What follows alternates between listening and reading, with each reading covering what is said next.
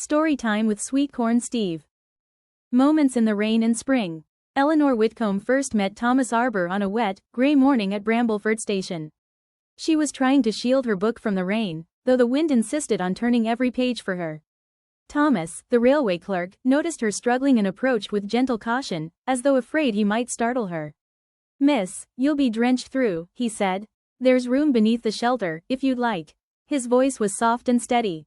Eleanor stepped beneath the awning, grateful but unsure why the moment felt so strangely warm.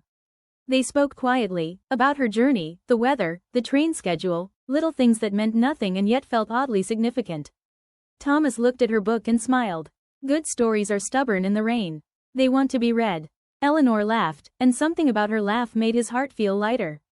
They only spoke for a few minutes, but the communication between them was effortless, the kind that happens before you have time to think about the right words. When the train finally arrived, Eleanor thanked him and boarded. Thomas watched the carriage roll away with a lingering sense that he had met someone whose presence would stay with him long after she was gone. Eleanor, meanwhile, told herself not to dwell on the encounter. Thomas was kind, but he was a railway clerk, and her family always insisted she aim higher. Weeks later, Eleanor was strolling through King's Meadow Botanical Garden when she crossed paths with Samuel Price. He was crouched beside a cluster of early blossoms, inspecting the soil with tender curiosity. When he noticed her watching, he offered a slightly awkward smile. "These bloom early every year," he said. "The soil here keeps the warmth better. It's the only place in the meadow that does." Eleanor replied, amused, "I didn't know soil could have personality." Samuel's eyes lit up, someone had understood his joke, and he laughed. They talked easily, wandering from flowers to books to the sound of birds in the trees. Samuel's communication was gentle and winding, full of enthusiasm and sincerity. He seemed delighted by everything she said, not because he was trying to impress her, but because he genuinely found her interesting. When Eleanor stood to leave, Samuel hesitated before saying, "I hope the spring is kind to you, Miss Whitcomb." The words were simple, yet full of feeling. Eleanor felt that same small warmth she had felt with Thomas, a spark of something real. But again she pushed it away. Samuel was sweet, but he was only a botanist's assistant. She was expected to choose someone else. Someone like Lord Adrian Haraway. She met Adrian at a charity gala filled with polished wood floors and golden lights. He noticed her instantly, complimented her dress, her voice, her mind, every part of her with a smoothness that felt like a spotlight. He was a man of status, well-spoken, well-bred, and admired by society. He had a presence that filled a room and a confidence that made Eleanor feel chosen, lifted, elevated. Their courtship was dazzling. Theater boxes, carriage rides, elegant dinners. Eleanor believed she had found the life she was supposed to have. When Adrian proposed, she accepted without hesitation, certain this was the right choice. Thomas and Samuel faded into memory. But life with Adrian changed quickly. He grew controlling, unpredictable. Servants vanished without explanation. Locked rooms appeared where open doors once were. He asked her to sign documents she didn't understand, scolded her when she questioned him, and returned home late with excuses that grew more brittle with each passing month. One night he came home with blood on his collar.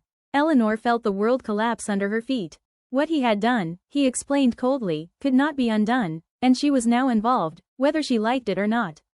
She became a shield, a witness, a pawn. When the authorities investigated, Adrian dragged her into the darkness with him. The trial made a spectacle of her. Eleanor Whitcomb, Lady Haraway, an accomplice. The sentence was death. When the news reached Thomas Arbor, he was reading the morning paper before beginning his shift.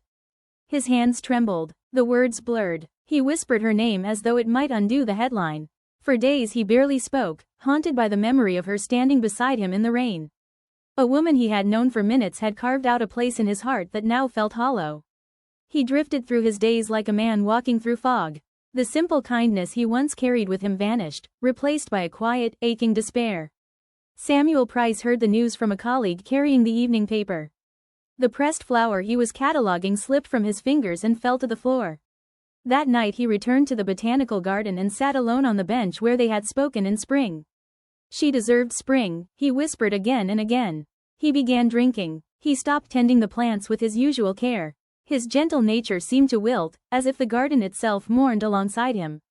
The loss of someone he had only spoken to for minutes unraveled him from the inside. On the morning of Eleanor's execution, she thought not of Adrian or the grand life she had once wanted. She thought of two soft, warm moments. A man offering her shelter from the rain, and another explaining flowers with shy enthusiasm. She thought of kindness she had turned away from, believing she needed something greater.